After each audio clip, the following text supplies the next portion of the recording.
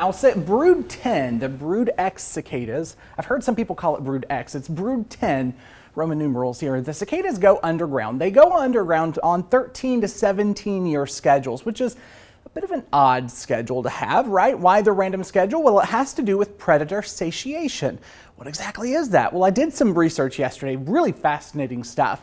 It's a defense mechanism, essentially. So what happens is the cicadas emerge together, and that essentially gives the predators their fill. Now, you would think that maybe not is a great thing, but because they emerge in the billions, they have many left to reproduce for the next 13 or 17 years, which is really kind of fascinating if you think about it.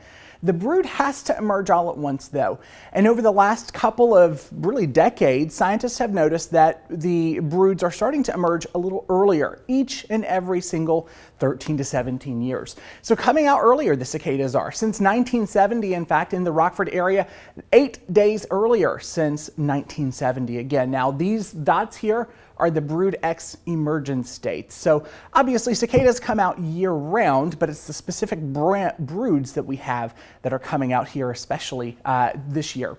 But 8 days earlier, and it all has to do with, at least scientists think, climate change. Now, some broods are emerging as much as 3 weeks earlier. The brood X emergence, you can actually see where a lot of that is here over Ohio, much of Indiana, and even parts of eastern parts of Illinois. Again, 20 to 25 days earlier. That's nearly 3 weeks, if not above 3 weeks earlier than where kind of it should be, or that kind of baseline, all thanks to the potential impact that climate change could have.